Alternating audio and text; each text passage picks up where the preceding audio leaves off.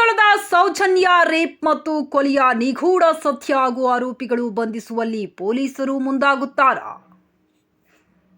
2012ರಲ್ಲಿ ನಡೆದ ಧರ್ಮಸ್ಥಳದ ಸೌಜನ್ಯ ರೇಪ್ ಹಾಗೂ ಮರ್ಡರ್ ಕೇಸ್ ಕುರಿತು ಮತ್ತೆ ಕಿಚ್ಚು ಹೊತ್ತಿಕೊಂಡಿದೆ.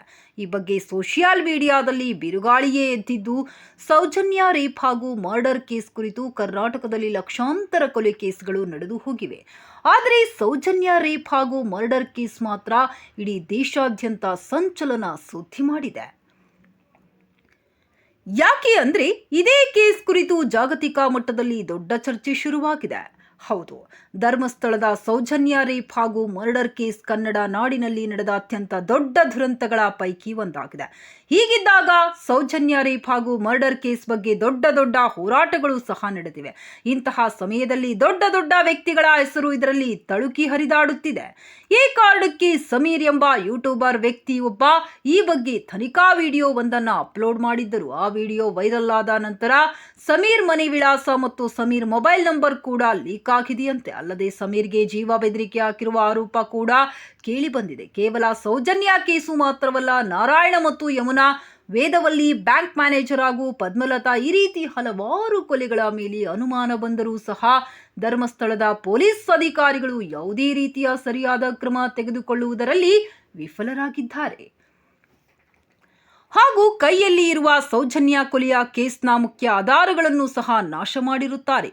ಈ ಕೇಸ್ ಬಗ್ಗೆ ತಿರುಗಿ ಪುನಃ ತನಿಖೆ ಮಾಡಬೇಕೆಂದು ಕರ್ನಾಟಕದ ಜನರು ದೊಡ್ಡ ದೊಡ್ಡ ಮಟ್ಟದಲ್ಲಿ ಪ್ರತಿಭಟನೆ ಮಾಡಿದ್ದರು. ಧೈರ್ಯದಿಂದನೇ ಹೋರಾಡ್ತಾ ಇದ್ದೀವಿ.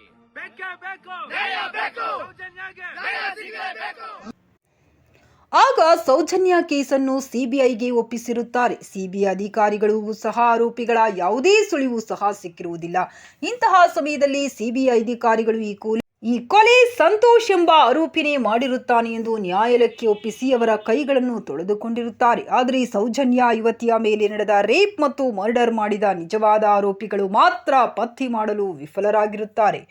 ಈ ಬಗ್ಗೆ ವಿಡಿಯೋ ಮಾಡಿರುವ ಯೂಟ್ಯೂಬರ್ ಸಮೀರ್, ನನಗೆ ಕರೆ ಮಾಡಿ ಬೆದರಿಕೆಯನ್ನ ಹಾಕಲಾಗುತ್ತಿದೆ, ಯಾವ ಕ್ಷಣದಲ್ಲಿ ನನಗೆ ಏನು ಬೇಕಾದರೂ ಆಗಬಹುದು ಎಂದು ಆತಂಕ ಹೊರಹಾಕಿದ್ದಾರೆ. ಇನ್ನು ಸಮೀರ್ಗೆ ಎದುರಾಗಿರುವ ಈ ಪರಿಸ್ಥಿತಿ ಮತ್ತು ಆತಂಕ ಕಂಡಿರುವ ಕನ್ನಡಿಗರು ಒಗ್ಗಟ್ಟಾಗಿದ್ದು, ಕರ್ನಾಟಕದ ಸಿದ್ದರಾಮಯ್ಯ ಸರ್ಕಾರ ಹಾಗೂ ಗೃಹ ಸಚಿವರಾದ ಡಾಕ್ಟರ್ ಜಿ ಪರಮೇಶ್ವರ್ ಅವರಿಗೆ ಸೂಕ್ತ ಭದ್ರತೆ ಒದಗಿಸಲು ಮನವಿ ಮಾಡುತ್ತಿದ್ದಾರೆ. ಹಾಗೆ ಈ ವಿಚಾರದಲ್ಲಿ ಏನಾದರೂ ಎಡವಟ್ಟು ನಡೆದರೆ ಪರಿಣಾಮ ನೆಟ್ಟಗೆ ಇರಲ್ಲ ಅಂತ ಕೂಡ ಎಚ್ಚರಿಕೆ ಸಂದೇಶ ರವಾನೆ ಮಾಡುತ್ತಿದ್ದಾರೆ ಕನ್ನಡಿಗರು.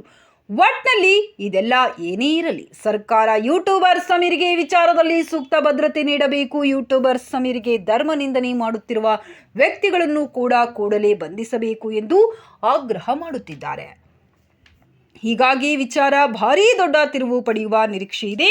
ಹಾಗೆ ಈ ವಿಚಾರದಲ್ಲಿ ಯೂಟ್ಯೂಬ್ ಕಮ್ಯುನಿಟಿ ಕೂಡ ಒಗ್ಗಟ್ಟು ಪ್ರದರ್ಶನ ಮಾಡುತ್ತಿದೆ. ನಮ್ಮ ಚಾನೆಲ್ ಅನ್ನು ನೀವು ನೋಡ್ತಾ ಇದ್ರೆ ಸಬ್ಸ್ಕ್ರೈಬ್ ಮಾಡಿ, ಪಕ್ಕದಲ್ಲಿರುವ ಬೆಲ್ ಬಟನ್ ಅನ್ನು ಒತ್ತಿ. ತಪ್ಪದೇ ನಮ್ಮ ಚಾನೆಲ್ಗೆ ಸಪೋರ್ಟ್ ಮಾಡಿ.